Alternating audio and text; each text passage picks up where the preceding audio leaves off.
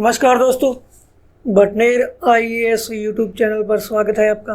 मैं नमिंदर सिंह आपको पढ़ाने जा रहा हूँ इतिहास, और जिसमें हमारा जो आज चर्चा का विषय है वो रहेगा गुजरात के चालुक्य। गुजरात के चालुक्य या हम कह सकते हैं अहिलवाड़ा के चालुक्य। तो इसमें हम सबसे पहले देखेंगे इनका जो उत्पत्ति का सिद्धांत है। हमने पहले देखा है जो राजपूत वंशों की उत्पत्ति हुई है अग्निकुंड में से उत्पन्न जो हुई,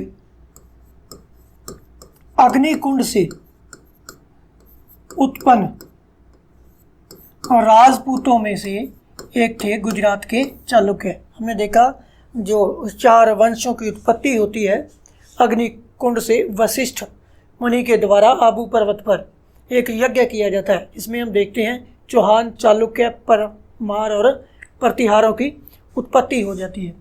तो उनमें से हम देखते हैं इन राजपूतों में एक थे गुजरात के चालुक्य। कौन थे? गुजरात के चालुक्य भी अग्निकुंड से उत्पन्न होते हैं। अलग अलग इनकी उत्पत्ति को लेकर अलग अलग सिद्धांत है। जैसे हम देखेंगे वडनगर की जो प्रशस्ति है, वडनगर प्रशस्ति, वडनगर प्रशस्ति क्या कहती है? वडनगर प्रशस्ति के अनुसार जो गुजरात के चालुक्य हैं इनकी उत्पत्ति ब्रह्मा के चालुक से हुई है। ब्रह्मा के चालुक से होती है। सभी विद्वानों का अपना अपना मत है, इतिहासकारों का, या उनके जो पुरातत्व स्रोत मिलते हैं उनके अनुसार इनकी उत्पत्ति के सिद्धांत दिए गए। अगर अपने गुजरात के चालुक्यों की राजधानी की बात करें तो इनकी राजधानी कौन सी थी? तो इनकी राजधानी थी अनहिलवाड़ा। राजधानी कौन सी रहती है? अनहिलवाड़ा गुजरात के चालुक्य वंश की राजधानी रहती है। यहाँ से इन्होंने अपना शासन शुरू किया था। तो जो चालुक्य थे, गुजरात के चालुक्य, यह जैन धर्म के, हम देखते हैं जैन धर्म के संरक्षक थे। जो गुजरात के चालुक्य है वो क्या थे? जैन धर्म के संरक्षक थे। अब पाल वंश हमने देखा, जो बंगाल का पाल वंश है, बंगाल का जो पाल वंश है ये क्या थे? बौद्ध धर्म का संरक्षक था। बौद्ध धर्म के संरक्षक थे। बौद्ध धर्म के संरक्षक कौन रहते हैं? बंगाल के जो पाल शासक हैं। और जैन धर्म के पोषक हम देखेंगे यहाँ पर जो चालुक्य हैं गुजरात के, ये जैन धर्म के पोषक रहते हैं। तो इसके बाद हम देखते हैं इनका जो राजनीतिक इतिहास का प्रारंभ होता है, इनका राजनीतिक इतिहास कैसे शुरू होता है।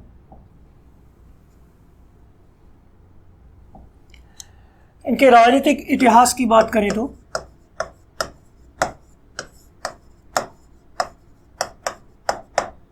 प्रारंभ में देखते हैं हम जो गुजरात के चालुक्य शासक हैं यह गुर्जर प्रतिहार व राष्ट्रकूटों के अधीन शासन करते थे। और गुर्जर प्रतिहार शासक महिपाल, यहां पर देखेंगे गुर्जर प्रतिहार शासक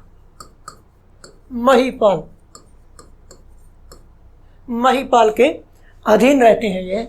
जैसे ही हम देखते हैं गुर्जर प्रतिहार शासक महिपाल है, इस पर राष्ट्रकूट शासक, दक्षिण में हम देखेंगे राष्ट्रकूटों का शासन रहता है। राष्ट्रकूट शासक इंद्र थर्ड, इसके द्वारा महिपाल पर आक्रमण कर दिया जाता है और इसे परास्त किया जाता है। जैसे ही प्रतिहारों की स्थिति यहाँ पर क्या हो जाती है? निर्बल हो जाती है, तो इन्हें सिर उठाने का मौका मिल जाता है। और गुर्जर प्रतिहारों का हमने देखा है त्रिपक्षीय जो संघर्ष चलता रहा है, वहां पर हम देखते हैं जो गुर्जर प्रतिहार हैं, गुर्जर प्रतिहार व राष्ट्रकूट,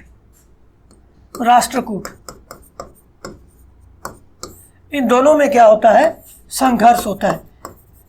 इस संघर्ष के दौरान ये दोनों ही शक्तियां क्या हो जाती हैं? कमजोर हो जाती हैं या निर्बल हो जाती हैं। इनके कमजोर होते ही क्या किया जाता है?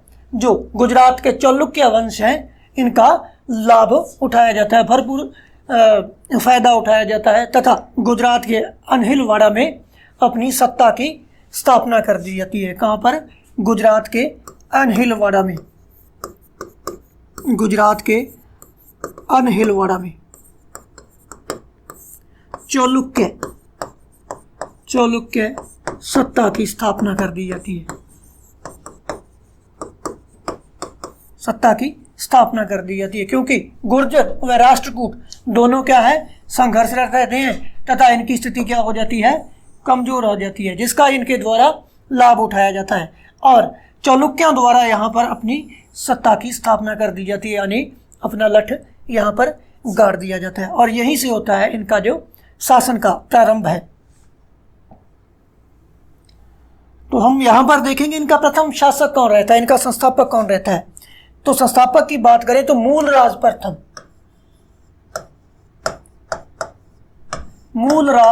प्रथम इनका पहला शासक था, या इनका हम कह सकते हैं संस्थापक। संस्थापक कौन रहता है? मूलराज प्रथम इनका संस्थापक रहता है। और मूलराज को चौहान शासक या कहेंगे हम शाकंभरी के जो चहमान थे, यहाँ पर हम देखते हैं शाकंभरी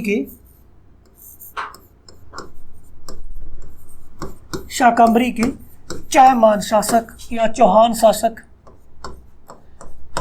शासक विग्रहराज द्वितीय द्वारा परास्त किया जाता है, इसे परास्त किया जाता है। तो मूलराज की बात करें हम यहाँ पर देखेंगे जो मूलराज है यह जैन धर्म का संरक्षक था, जैन धर्म का पोषक था, यानी कि जैन धर्म के अनुयायी थे जो गुजरात के चालुक्य हैं। इसके बाद हम अगला जो शासक बनता है भीम प्रथम, अगला शासक रहता है भीम प्रथम। 1022 से लेकर के 1064 तक इसके द्वारा शासन किया जाता है। इसके हम समय देखेंगे महमूद गजनवी का भारत पर आक्रमण होते हैं और गुजरात के जो चालुक्य शासक हैं यहाँ पर हम देखेंगे सोमनाथ मंदिर पर आक्रमण होता है महमूद गजनवी का। तो उस समय जो शासक रहता है गुजरात के चालुक्य वंश का वो कौन सा रहता है? भीम प्रथम। हम देखते हैं कि जो सोमनाथ मंदिर है 1025 ईस्वी में इस सोमनाथ मंदिर पर आक्रमण होता है, सोमनाथ मंदिर पर अटैक होता है। तो इस समय जो शासक है यहाँ का भीम प्रथम रहता है और सोमनाथ मंदिर पर महमूद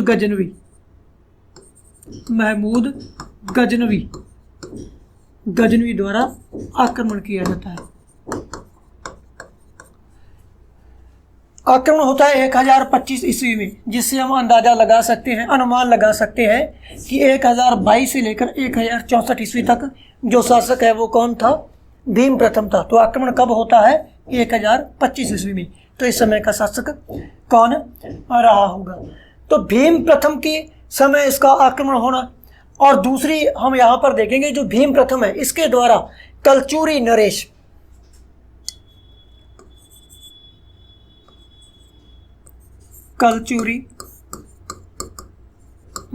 कर्ण के साथ एक संघ बनाया जाता है, दोनों द्वारा मिलकर भीम प्रथम और कलचूरी नरेश कर्ण के द्वारा एक संघ बनाया जाता है तथा इस संघ के द्वारा मालवा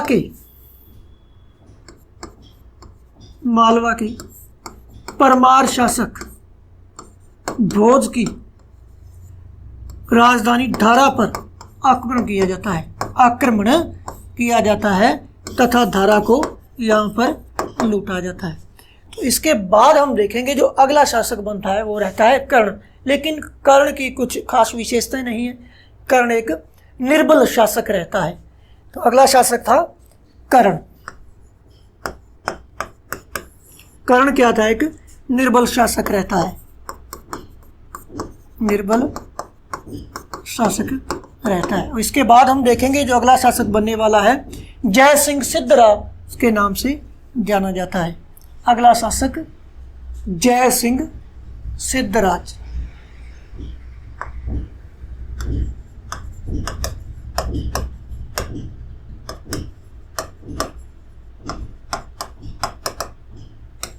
जयसिंह सिद्धराज।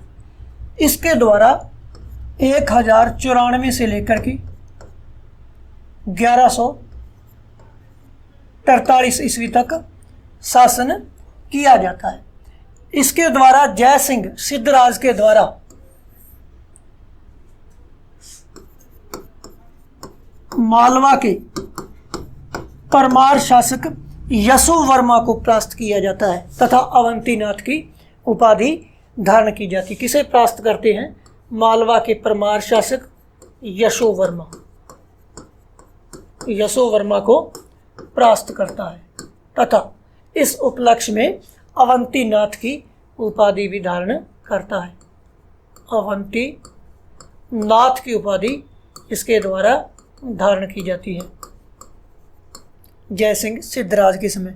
जयसिंह सिद्धराज की जो सभा है इसमें हम देखेंगे जैन आचार्य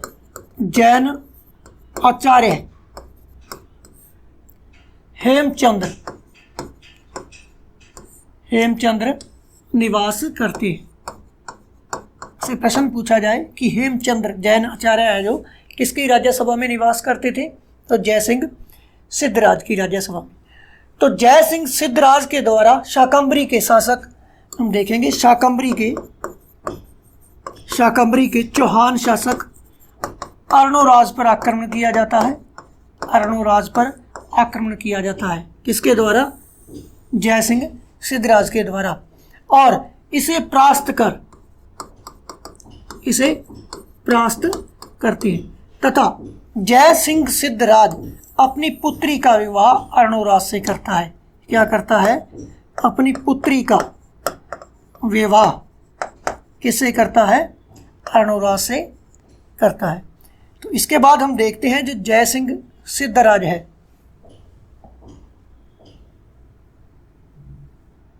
जयसिंह सिद्धराज के द्वारा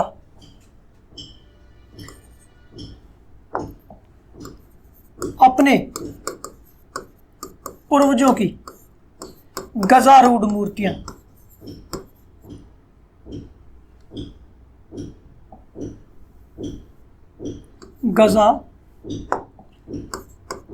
गजारूढ़ मूर्तियां आबू पर्वत पर स्थापित करवाई जाती हैं। क्या किया जाता है? अपने पूर्वजों की गजारूढ़ मूर्तियां हैं जो उन्हें आबू पर्वत पर स्थापित करवाया जाता है। और यहाँ पर हम देखेंगे जयसिंह सिद्धराज के द्वारा जो गुजरात के चालुक्य हैं इन्हें उत्कर्ष की चोटी पर ले जाया जाता है, यानी कि अपने वंश को अपने समय सर्वशक्तिमान भी बनाया जाता है। तो इसके बाद हम देखेंगे जो अगला शासक बनता है वो रहेगा कुमारपाल। 1153 से लेकर के 1172 ईस्वी तक कुमारपाल के द्वारा शासन किया जाता है। और कुमारपाल को जैन धर्म में दीक्षित करने वाला जो जैन आचार्य है वो हेमचंद रहता है। कुमारपाल को जैन धर्म में हम देखेंगे, जैन धर्म में किसके द्वारा दीक्षित किया जाता है? तो जैन आचार्य हेमचंद्र के द्वारा। किसके द्वारा? हेमचंद्र के द्वारा। जो इस बात की ओर संकेत करता है जो जैन आचार्य हेमचंद्र हैं वह जयसिंह सिद्धराज के बाद कुमारपाल की राज्यसभा या उनका दरबार है उनको सुशोभित करते थे। और जयसिंह सिद्धराज के बाद कुमारपाल हम देखते हैं कुमारपाल के द्वारा आहर्त की उपाधि धारण की जाती है। किसकी? आहर्त की उपाधि धारण की जाती है तथा कुमारपाल के द्वारा अहिंसा के सिद्धांत को क्रियान्वित किया जाता है। अहिंसा के सिद्धांत को क्रियान्वित किया जाता है। मद्यपान निषेध कर दिया जाता है। पशु हत्या है उसे भी निषेध कर दिया जाता है। यहाँ पर हम देखेंगे पशु हत्या व मद्यपान यानी इन्हें निषेध कर दिया जाता है, इन पर रोक लगा दी जाती है। जैसा कि हम देखते हैं पशु हत्या पर अशोक द्वारा रोक लगाई जाती है, जो उसका अभिलेख संख्या 1 है, उसमें इस बात का हमें प्रमाण मिलता है। तो कुमारपाल के द्वारा पशु हत्या, मद्यपान निषेध किया जाता है व अहिंसा के सिद्धांत को अपनाया जाता है। इसके बाद जो अगला शासक है वो रहता है 1172 से लेकर के 1176 तक, वो रहता है अजयपाल। अजयपाल के द्वारा जो शासन है 1172 से लेकर के 1176 तक किया जाता है। इसके समय की कोई खास विशेषताएं नहीं है। हम देखते हैं इसके समय शैव और जो जैन धर्मावलंबी हैं इनके मध्य गृह युद्ध छिड़ जाता है, जिसमें जैन जो भिक्षु हैं इनकी बड़े स्तर पर यहाँ पर हत्याएं हमें देखने को मिलती हैं। तो अजयपाल के समय जैन व शैव धर्मावलंबी हैं, जो धर्मावलंबी हैं, इनके मध्य क्या होता है, संघर्ष होता है, संघर्ष छिड़ जाता है, जिसमें हम देखेंगे जैन भिक्षुओं की यहाँ हत्याएं हो जाती हैं, हत्याएं की जाती हैं। इसके बाद जो अगला शासक रहता है हम देखेंगे अजयपाल के बाद गुजरात के चालुक्यों का। अगला जो शासक है वो रहेगा मूलराज द्वितीय, मूलराज सेकंड या मूलराज द्वितीय। मूलराज के द्वारा जो शासन किया जाता है वो 1176 ईस्वी से लेकर के 1178 ईस्वी तक यहाँ पर मूलराज के द्वारा शासन किया जाता है। इसके समय हम देखते हैं गौरी का आक्रमण होता है 1178 ईस्वी में मूलराज पर। यहाँ पर हम देखेंगे 1178 ईस्वी में गौरी का आक्रमण होता है, जिसे मूलराज द्वितीय के द्वारा बुरी तरह परास्त किया जाता है। यहाँ पर हम देखेंगे गौरी को परास्त किया जाता है, किसके द्वारा, मूलराज द्वितीय के द्वारा गौरी को बुरी तरह यहाँ पर परास्त कर दिया जाता है। इसके बाद जो अगला शासक है भीम द्वितीय बनता है। यह गुजरात के चालुक्यों का अंतिम शासक रहता है। इसके समय हम देखेंगे कुतुबुद्दीन ऐबक का 1195 ईस्वी में आक्रमण होता है तथा कुतुबुद्दीन ऐबक को भीम द्वितीय द्वारा एक बार परास्त कर दिया जाता है, लेकिन पुनः 1195 में इनका फिर आक्रमण होता है, जिसमें भीम द्वितीय का अंत हो जाता है। तो यहाँ पर जो अगला शासक है भीम द्वितीय, 1178 से लेकर के 1238 ईस्वी तक किसका शासन रहता है, भीम द्वितीय का रहेगा। भीम द्वितीय पर हम देखते हैं 1195 में किसका आक्रमण होता है, कुतुबुद्दीन ऐबक द्वारा किस पर आक्रमण किया जाता है, भीम द्वितीय पर आक्रमण किया जाता है और भीम द्वितीय के द्वारा कुतुबुद्दीन ऐबक को परास्त कर दिया जाता है। यहाँ पर हम देखते हैं इसके द्वारा इसे परास्त कर दिया जाता है, लेकिन फिर एक बार भीम द्वितीय पर कुतुबुद्दीन ऐबक है जो इसका 1195 ईस्वी में आक्रमण होता है और जिसके समय हम देखते हैं भीम द्वितीय यानी कि गुजरात के जो चालुक्य हैं उनके वंश को यहाँ पर नुकसान पहुँचाया जाता है। फिर हम यहाँ पर देखेंगे 1194 ईस्वी का समय है।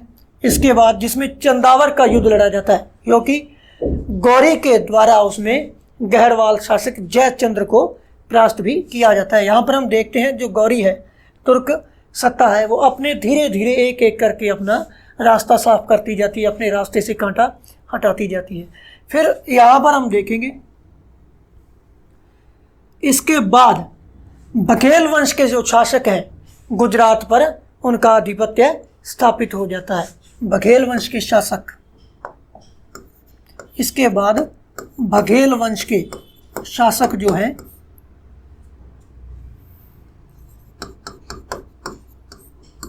उनके द्वारा गुजरात में अपनी सत्ता स्थापित कर ली जाती है।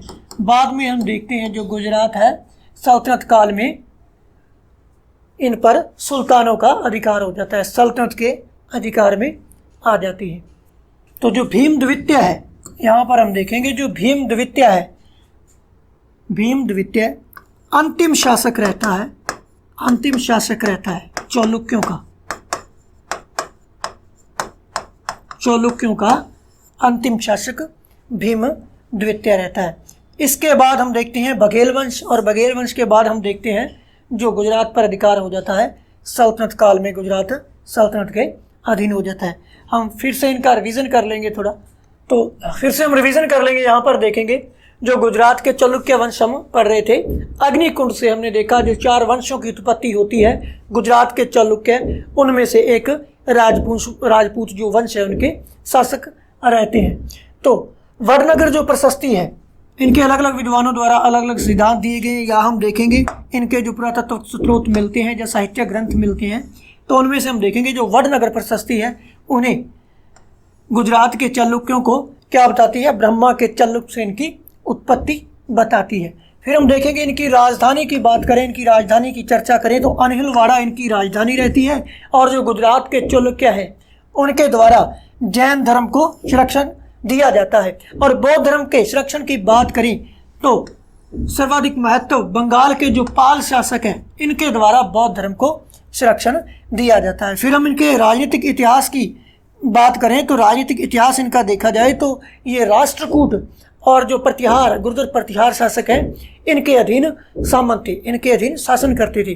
जैसा कि हमने देखा प्रतिहार और जो राष्ट्रकूट है इनके मध्य आपस में संघर्ष होता है। इनके संघर्ष करते करते इन दोनों शक्तियां क्या हो जाती हैं, निर्बल हो जाती हैं, जिसका लाभ उठाया जाता है गुजरात के जो चालुक्य हैं इनके द्वारा अपनी स्वतंत्र सत्ता की स्थापना कर दी जाती है। तो हम देखते हैं जो प्रतिहार शासक महिपाल है, महिपाल पर इंद्र तृतीय राष्ट्रकूट शासक का आक्रमण होता है, तो महिपाल यहाँ पर कमजोर स्थिति में आ जाता है। तो महिपाल का उस समय गुजरात के जो अनहिलवाड़ा के शासक हैं इन पर आधिपत्य रहता है। तो इसी संघर्ष का लाभ उठाकर जो गुजरात के चालुक्य हैं अपनी स्वतंत्र सत्ता की स्थापना कर देते हैं। तो इनका जो प्रथम शासक रहेगा उसे हम यहाँ पर देखेंगे। इनका प्रथम शासक मूलराज रहता है, जिसे इनका संस्थापक भी माना जाता है। यानी गुजरात के चालुक्य का संस्थापक कौन रहता है, मूलराज प्रथम रहता है। शौकम्बरी है, इस शाकंभरी के चौहान वंश का शासक था विग्रहराज द्वितीय। इसके द्वारा मूलराज को प्रथम परास्त भी किया जाता है। और मूलराज प्रथम जो है जैन धर्म का पोषक था। तो इसके बाद हम देखेंगे अगला शासक बनता है भीम प्रथम। भीम प्रथम के द्वारा जो शासन किया जाता है वो 1022 से लेकर के 1064 ईस्वी तक किया जाता है। और इसी समय हम देखते हैं 1025 ईस्वी में सोमनाथ पर महमूद गजनवी का आक्रमण होता है। किसका आक्रमण होता है, महमूद गजनवी का सोमनाथ पर आक्रमण देखने को मिलता है। तो इस समय भीम प्रथम शासक रहता है। और भीम प्रथम की दूसरी विशेषता है कलचूरी नरेश कर्ण के साथ मिलकर एक संघ का निर्माण किया जाता है। कलचूरी नरेश कर्ण और भीम के द्वारा मिलकर एक संघ का निर्माण किया जाता है, जिसमें मालवा के परमार शासक भोज की नगरी धारा पर आक्रमण किया जाता है और इसे लूटा भी जाता है। फिर इसके बाद जो अगला शासक बनता है जयसिंह सिद्धराज, और इनके बीच में भीम प्रथम और जयसिंह सिद्धराज के बीच में एक शासक रहता है कर्ण, जो एक निर्बल शासक था। जो क्या था, एक निर्बल शासक रहता है। जयसिंह सिद्धराज जो शासन करता है 1094 ईस्वी से लेकर के 1143 ईस्वी तक इसके द्वारा शासन किया जाता है। और मालवा के परमार शासक यशो वर्मा पर आक्रमण कर इसे परास्त किया जाता है तथा इस विजय के उपलक्ष्य में सिद्धराज द्वारा अवंतीनाथ की उपाधि धारण की जाती है। कौन सी उपाधि, अवंतीनाथ की उपाधि धारण की जाती है। तथा इसकी राज्यसभा में हम देखेंगे एक जैन आचार्य हेमचंद्र जो है निवास करते हैं। हेमचंद्र किसके दरबार में निवास करते थे, जयसिंह सिद्धराज के। तथा शाकंभरी के चौहान शासक अर्णोराज पर जयसिंह सिद्धराज के द्वारा क्या किया जाता है, आक्रमण कर दिया जाता है और इस आक्रमण में परास्त हो जाता है अर्णोराज तथा जयसिंह सिद्धराज के द्वारा अपनी पुत्री का विवाह चौहान शासक अर्णोराज से यहाँ पर कर दिया जाता है तथा इसकी जो सत्ता है यहाँ पर हम देखेंगे गुजरात के चालुक्य शासक हैं, जो अनहिलवाड़ा के चालुक्य शासक हैं, यहाँ पर इनकी सत्ता उत्कर्ष की चोटी पर जा पहुँचती है तथा अपने पूर्वजों की मूर्तियाँ, गजारूढ़ मूर्तियाँ आबू पर्वत पर स्थापित की जाती हैं। किसके द्वारा? जयसिंह सिद्धराज के द्वारा। अगर पूछा जाए कि आबू पर्वत पर गुजरात के चालुक्य शासक जो है उनके द्वारा गजारूढ़ मूर्तियाँ स्थापित की गई, तो वो शासक कौन था? जयसिंह सिद्धराज।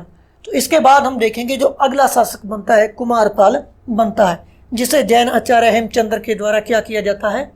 जैन धर्म में दीक्षित किया जाता है तथा इसके द्वारा हम देखेंगे अहर्त की उपाधि धारण की जाती है। कौन सी? अहर्त की उपाधि, अहर्त की उपाधि धारण की जाती है और अहिंसा के सिद्धांत को क्रियान्वित किया जाता है, जो हम पहले देख चुके हैं। किसके द्वारा? अशोक के द्वारा मौर्य वंश में। पशु हत्या व मद्यपान निषेध भी यहाँ पर किया जाता है। कौन सा चालुक्य शासक था जिसके द्वारा पशु हत्या व मद्यपान पर रोक लगा दी गई थी? तो उन शासकों में हम देखेंगे गुजरात का चालुक्य शासक कुमारपाल रहता है। फिर इसके बाद अगला शासक जो रहता है वो रहता है अजयपाल। अजयपाल चालुक्य, जिसके द्वारा 1172 से लेकर के 1176 ईस्वी तक शासन किया जाता है तथा इसके समय की विशेषता है जैन तथा शैव दोनों जो धर्मावलंबी है इनके मध्य ग्रह युद्ध होता है, जिसमें बड़े पैमाने पर हम देखते हैं व्यापक रूप में हमें देखने को मिलता है जैन भिक्षु जो है इनकी हत्याएं यहाँ पर होती है। और अगला शासक मूलराज द्वितीय। मूलराज द्वितीय जो शासन करता है 1176 से लेकर के 1178 ईस्वी तक, इसके द्वारा शासन किया जाता है। और 1178 में हम देखें गौरी द्वारा आक्रमण किया जाता है मूलराज द्वितीय पर, लेकिन मूलराज द्वितीय द्वारा यहाँ पर गौरी को परास्त किया जाता है। गौरी को यहाँ पर हम देखेंगे मुंह की खानी पड़ती है और मूलराज यहाँ पर विजय होता है। अब इसके बाद जो शासक आएगा भीम द्वितीय, जो अंतिम शासक था गुजरात के चालुक्यों का। भीम द्वितीय गुजरात के चालुक्यों का अंतिम शासक रहता है। इसके द्वारा 1178 से लेकर के 1238 ईस्वी तक शासन किया जाता है। इसके समय हम देखेंगे चालुक्य वंश पर कुतुबुद्दीन ऐबक का 1195 ईस्वी में आक्रमण होता है। यहाँ पर कुतुबुद्दीन ऐबक है भीम द्वितीय के द्वारा परास्त कर दिया जाता है। फिर से भीम द्वितीय को कुतुबुद्दीन ऐबक द्वारा एक आक्रमण के द्वारा भीम द्वितीय को भी परास्त कर दिया जाता है। और इसके बाद हम देखेंगे गुजरात पर बघेल वंश के शासकों का यहाँ पर जो है शासन रहता है तथा गुजरात में अपनी ये सत्ता स्थापित करते हैं। और अंतिम समय में हम देखते हैं इनके बाद जो है गुजरात सल्तनत के अधीन हो जाता है। तो यहीं पर हमारा जो गुजरात के चालुक्य वंश है, जो अनहिलवाड़ा के चालुक्य वंश है, इनका टॉपिक समाप्त होता है। तो सभी विद्यार्थियों का इस वीडियो को देखने के लिए बहुत बहुत धन्यवाद।